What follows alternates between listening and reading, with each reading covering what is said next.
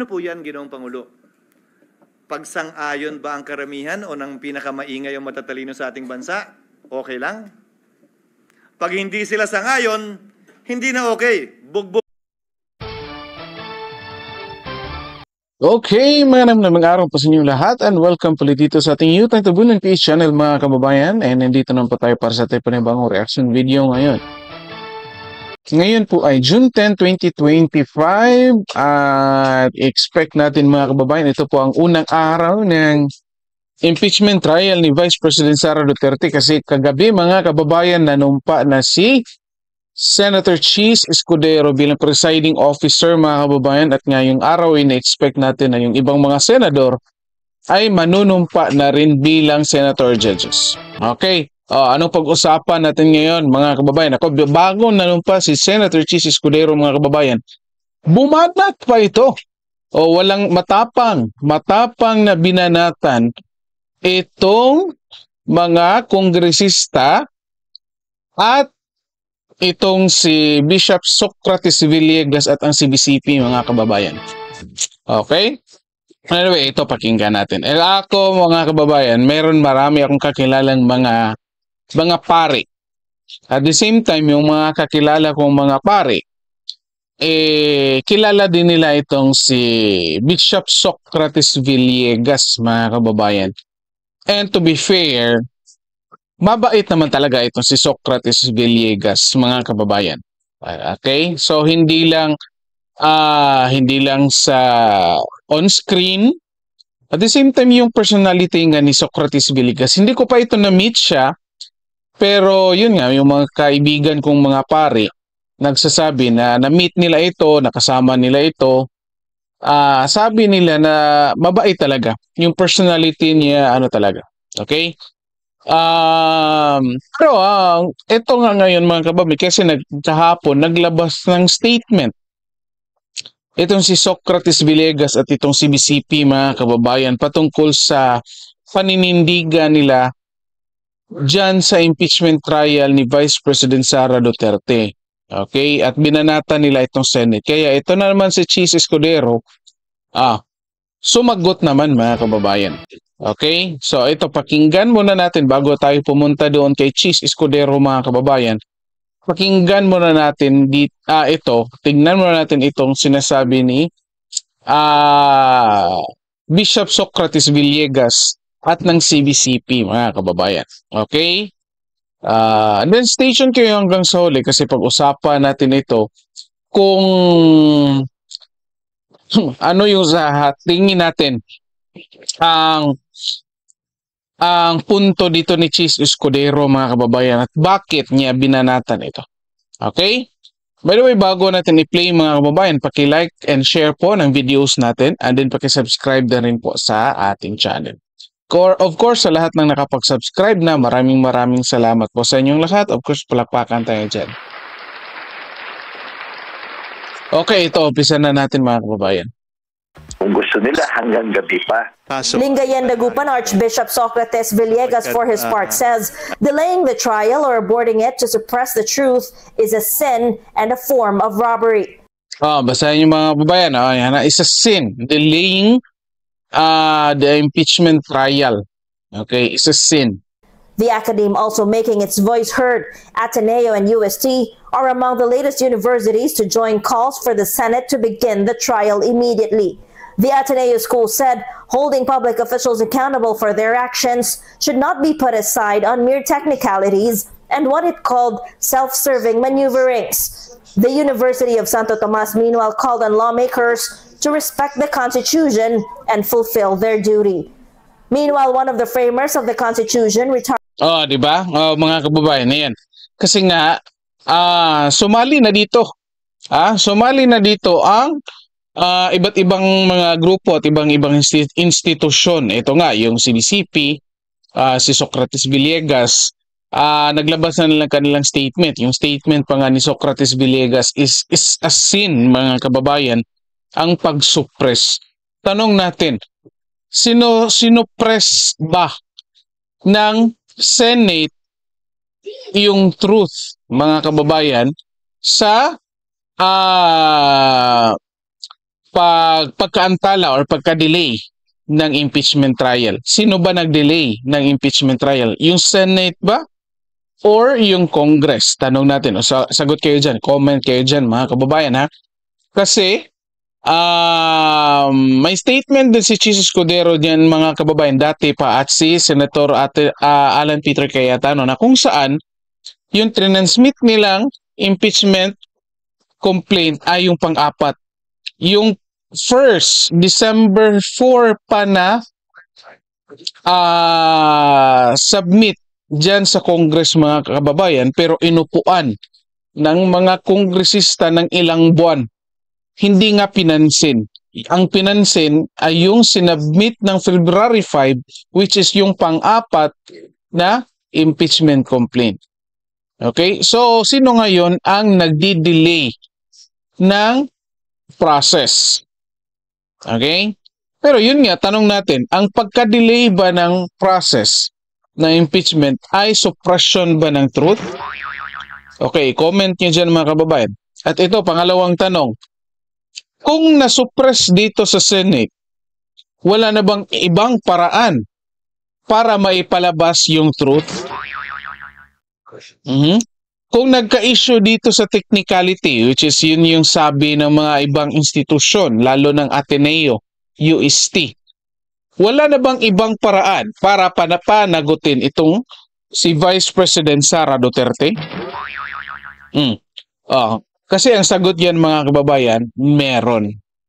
Yun nga, sabi ko sa previous videos ko, hindi naman immune or wala namang immunity sa kaso itong Vice President, mga kababayan. Okay? Kaya pwedeng kasuhan sa piskal at sa ombudsman para talaga kung totoong gusto ninyo ng katotohanan, ilabas yung katotohanan. Anyway, ito, bago tayo pupunta kay Chis, ito pa. CBCP.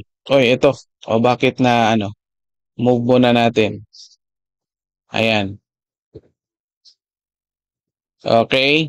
Ito, mga kababayan, CBCP naglabas na din ng statement. Di ba? CBCP President, mayroong constitutional duty ang Senado na aksyonan ang impeachment cases na dinala sa kanila. Pahayag ni Catholic Bishops Conference of the Philippines, President Cardinal Pablo Virgilio David. Okay? Hindi umano optional kung hindi solemn mandate. Ang tungkuling ito mula sa principle ng checks and balances sa ating democratic system. Okay? To delay, dismiss, or ignore such a process for reasons of political convenience is to betray the Constitution of the People's Trust, ayon kay Cardinal David. Tingnan nyo, may judgment na itong si Cardinal David. Okay, bakit? Anong judgment niya ito?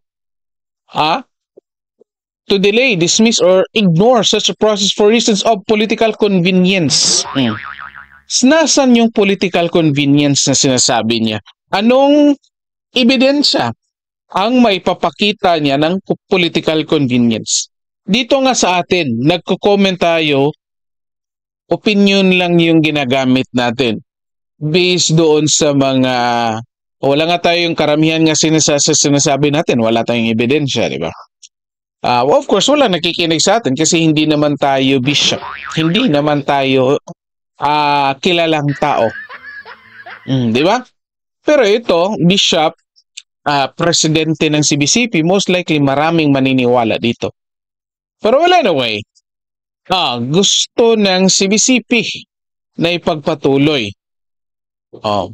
Kasi, pang ilang ulit ko nang sinasabi, mga kababayan, gusto ko rin naman talaga matuloy itong impeachment ni VP Sara legally. Pero morally, mga kababayan, morally, tayong taong bayan ang lugi nito kasi ang gagamitin ng pera dyan ay pera ng taong bayan. Uubusin nilang pera ng taong bayan para sa impeachment trial na alam naman natin simulat sa poll ay politika lang din ang sinimulan.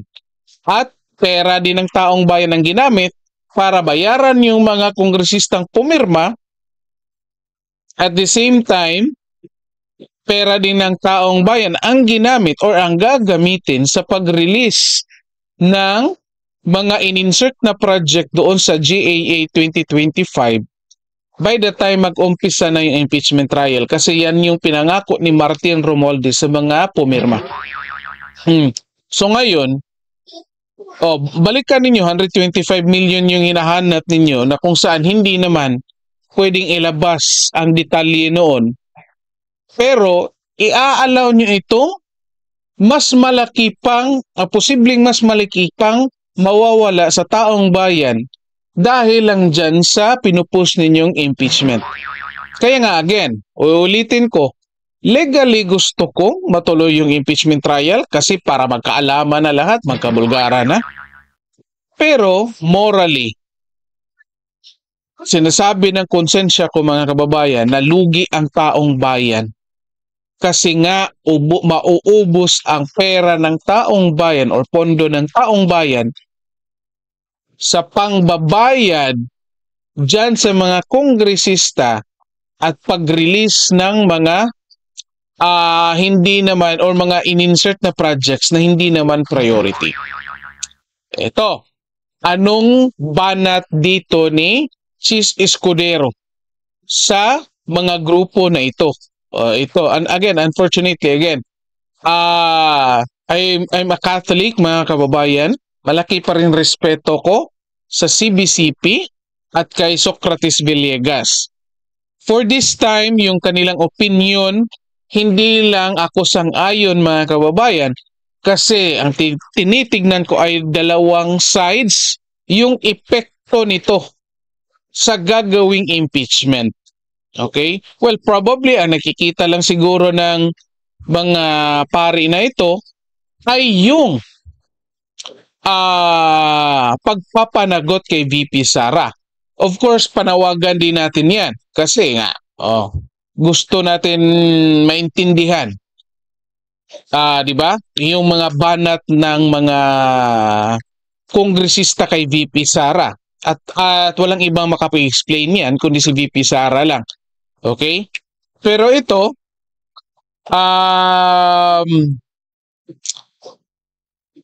meron namang ibang paraan para gawin yan. Hindi naman tayo limited doon sa impeachment. Kapag presidente ng Pilipinas ang nagkaroon ng issue, then pwede. Kasi wala tayong ibang magagawa, walang ibang paraan, kundi yung impeachment lamang.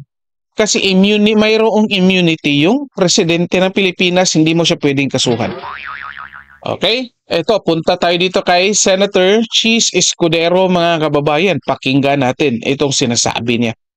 Hindi natin ito tapusin lahat. Dito lang sa parte na ito, mga kababayan, ha? Ayan. Let's go back to presidents, Mr. President.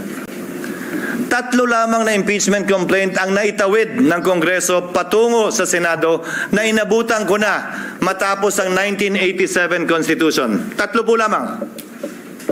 Ang impeachment complaint laban kay dating Pangulong Estrada, ang impeachment complaint laban kay Chief Justice Corona, at ang impeachment complaint laban kay Ombudsman Gutierrez. Hayaan niyo pong isa-isahin ko. Isinampa ang impeachment complaint laban kay Pangulong Estrada magno-Nobyembre. Nung nag-recess ang Senado, tumigil ang trial. Nag-resume sila pagkatapos ng recess. May nagreklamo ba?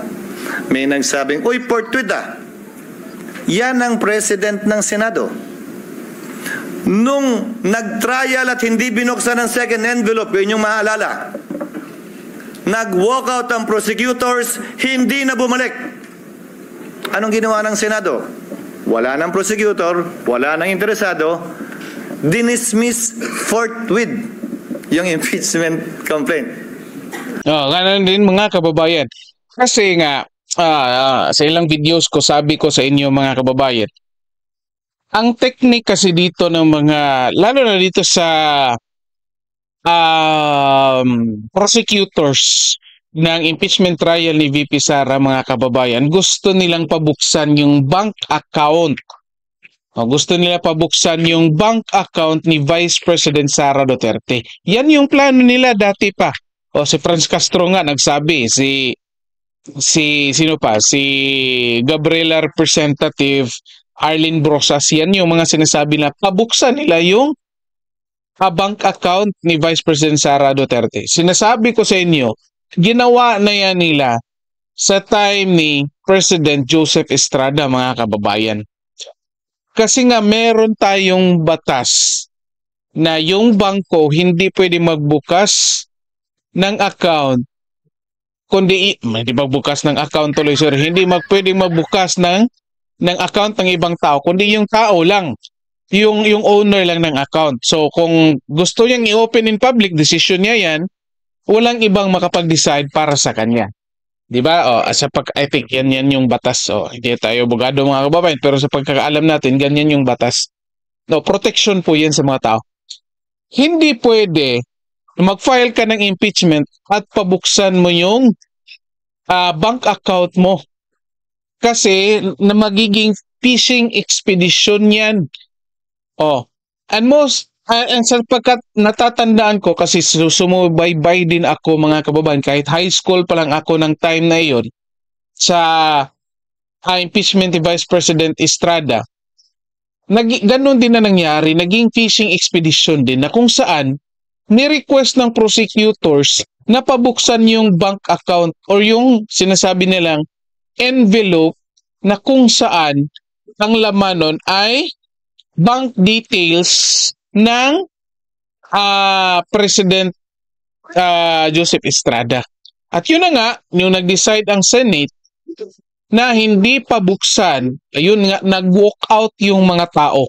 High school pa ako noon, pati ako kinabukasan, sumali ako sa rally, mga kababayan. Di ba? Walang prosecutors, na-walk out sila, and then again, kinabukasan, pumunta na lahat sa EDSA. Okay? Ito patuloy. Dahil nawala na yung prosecutors, tama nga naman, hindi na pala interesado yung mga prosecutor, ano pang gagawin ng Senado magtawag ng hearing? Sa kaso ni Chief Justice Corona, sinampa 5 araw bago mag-adjourn ng Senado. Nagsimula ang trial pag-resume pagkatapos ng Christmas break. Pero bago mag-break o habang break, nag-issue ng summons, nagkasagutan. Yun naman talaga yung balak natin pag-resume nitong 2 linggong ito. Yun lang, Mr. President, mga kasamaan. Ang kaisa-isang impeachment complaint na nasimulan at natapos ng Senado. Yung pangatlong impeachment complaint ni Ombudsman Mercy Gutierrez. Final yan 3 araw bago mag-adjourn ang Senado sa kanyang regular recess, walang eleksyon nun. Nung nag-resume, dun lamang sinet ang trial. Pero bago nag-resume ang Kongreso, nagbitiw si Ombudsman Gutierrez. Ano ang ginawa ng Senado? Walang trial, hindi kinonvene ang impeachment court, as a Senate, dinismiss yung impeachment complaint. Pinagpasahan nila. Resign na pala eh. Wala na tayong kailangan gawin. Naalala niyo po yung debate? Na meron pa namang penalty of absolute perpetual disqualification. That was discussed. But by way of precedent, the Senate did that. So if you look at the past presidents of the Senate, nagawa po nila yon, pinagbotohan po nila yon. Without convening the impeachment court. Wala pong nagsabi, hoy, inaabandon na ninyo ang inyong constitutional duty nung ginawa ng Senado yon. Paano po yan, Ginoong Pangulo? Pagsang-ayon ba ang karamihan o ng pinakamaingay ang matatalino sa ating bansa? Okay lang. Pag hindi sila sang-ayon, hindi na okay. Bugbog ka na. Bugbog na institusyon. Dapat may gawin na tayo. The Constitution, the rules, and the precedents, Mr. President, do not change simply because a group says otherwise. Baliktan naman pa natin. Yung isang naudlot na impeachment complaint laban kay dating Chief Justice Davide. Ito, mga kababayan, pakinggan niyo ito. Karamihan sa mga civil society groups tutol doon sa impeachment complaint na yon. Tungkol sa corruption din yon. Tungkol sa pag-aabuso din ng poder yon. Parehong mga grounds. Dahil yun naman ang ground ng impeachment talaga eh. Anong sinabi nung halos parehong grupo ngayon na gusto ang ulo ni Vice President Sara. Ay, masama yung impeachment yan. Hindi yan dapat i-file. Dapat i-dismiss nyo yan. Mabuting tao si Chief Justice Davide. Nagsalita pa ang mga miyembro ng Senado noon. Kahit padala yan ng Kamara sa amin, hindi namin tatanggapin yan. Sinabi din po ng Senado noong mga panahon yun. At saka busy kami sa budget. Kailangan muna namin unahin yan bago yan. Babalik ko ang katanungan. Nagbabago ba? Depende kung sinong may gusto. Hindi ba dapat kung ano yung pamantayan at batayan kaugnay na impeachment complaint, sino man ang nasasakdal? Pareho at parehas ang pagtrato natin. Ngayon, kaugnay ng kasalukuyang impeachment complaint, nakalagay po sa rules ng Senado, ang impeachment proceedings dapat i-refer sa Committee on Justice. Ang ginawa ng Senado, bagaman pareho ang rules natin na bahagi ng ating President, ni-refer sa Committee on Rules na siyang naging hudyat para buuin ang impeachment court. Sa Estados Unidos kung saan natin Oo, stop lang muna natin dyan kasi yun yung punto natin mga gusto ipakita mga kababayan. Pag-usapan natin ha. O anong sinasabi dito? Patungkol kay Chief Justice Hilario Davide mga kababayan. Kung natatandaan ninyo, yun nga, high school pa ako nito and umpisa no, naging politically interested na tayo mga kababayan. So mabaybay tayo sa hearing. Si Chief Justice Hilario Davide yung nag-preside ng impeachment trial laban kay President Joseph Estrada mga kababayan. Kung tama yung pagka-remember ko ha, siya yung umupo doon. Okay? And then yun na nga, pinatalsik si Joseph Estrada kasi hindi nag-walk out yung prosecutors kasi hindi binuksan yung envelopes na may laman ng mga bank accounts or bank statements ni President Joseph Estrada. Kasi yun na nga, nag-EDSA 3, yun na nga pinatalsik. Ay, nag-EDSA 2 pala, sorry. EDSA 2, pinatalsik, or bumaba si President Joseph Estrada. Okay? So, ilang taon magpagkatapos nun, lumabas ang ugong-ugong na mag-file or may nag-file ng impeachment laban kay Chief Justice Hilario Davide. Okay? So, pagkatapos, dito mo makikita mga kababayan, pagkatapos ng impeachment kay Joseph Estrada, dito mo makikita na itong impeachment cases ay nagamit na para for political advantage. Ito nga, ginamit kay Chief Justice Hilario Davide. Okay? Ginamit laban kay Carpio. Justice, tama. Diba? Corona pala, sorry. Hindi Carpio mga kababayan, sorry. Renato Corona. Pero again, balikan natin yung nangyari kay Davide. Marami ang lumabas na ugong-ugong noon mga kababayan na may nag-file ng impeachment laban kay Hilario Davide. At ang nag-file noon, again, correct me if I'm wrong ha, yun ay mga ugong-ugong lang na natatandaan ko. Maraming lumabas na ugong-ugong na ang nag-file noon ay mga kakampi ni Joseph Estrada or President Joseph Estrada. Kasi gusto nilang patalsikin si Justice Hilario Davide. Okay? At sinong unang-unang nanawagan para itigil yung impeachment laban kay Hilario Davide? Ang simbahang Katoliko mga kababayan. Okay? Bakit ko alam? Bakit ko natatandaan? Kasi ako mismo nandoon ako sa rally. Galing ako Catholic school mga kababayan. Yung presidente ng school namin ay nananawagan, pinatigil yung klase namin, lahat kami pinasali doon sa rally. Lahat kami sumali sa rally, ang daming mga estudyante pumunta doon. Kahit karamihan sa amin, hindi alam kung anong nangyayari. Di ba? Ako nandun ako, sigaw-sigaw ako eh. Kasi pinapatigil namin yung anong tawag nito? impeachment laban kay Chief Justice Hilario Davide. At ano pa? Pagkatapos nun, sumunod yung kay Renato Corona. Anong nangyari? Kasi nagdesisyon ang Supreme Court patungkol doon sa lupang, sa Luisita. Okay? Kung tama yung pagka-remember ko. Hacienda Luisita, mga kababayan. At si Pinoy ang presidente nun. So, marami ang ugong-ugong, mga analysis na kaya pina-impeach nila si Renato Corona kasi patungkol dyan sa desisyon ng Supreme Court na ibigay yung Hacienda Luisita sa mga farmers na ikinagalit ni Pinoy. Kaya maraming yung Congress nag-file din ng impeachment. At ayun na nga, kinonvict nila. Okay? And of course, alam naman natin, kahit si Bong Revilla nagsalita na nagbigay ng pera si Pinoy. Kinausap sila ni Pinoy para i-convict si Renato Corona. At nandito na nga tayo ngayon, mga kababayan.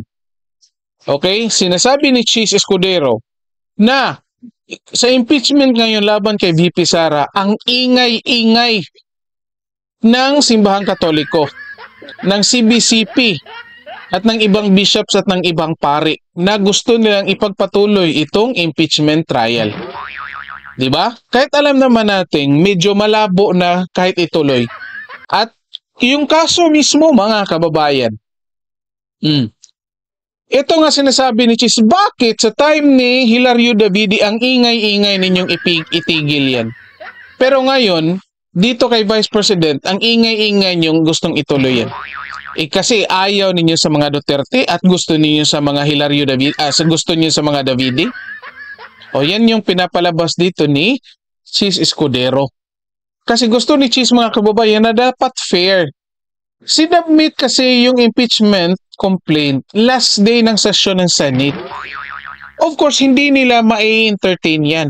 At ito, patapos na yung 19 Congress. At isa pa yung issue na kung tatawid ba yan o hindi. Di ba? Yun nga, ako mga kababayan, panawagan ko dito, again, ako malaki pa rin, of course, sa respeto ko sa simbahan, sa Simbahang Katolika. Ito panawagan ko, pag-isipan ninyo itong mabuti. Naglabas kayo ng statement na kung saan gusto niyo ng impeachment, pero hindi ninyo kinonsider na pag-umpisa ng impeachment, mas malaki pa ang mawawala dyan kaysa doon sa 125 million na gusto niyong ipasagot kay VP Sara na kung saan pwede niyo namang pasagutin through ombudsman. Mag-file kayo ng kaso laban kay VP Sara para masagot niya yan. At the same time, fair pa.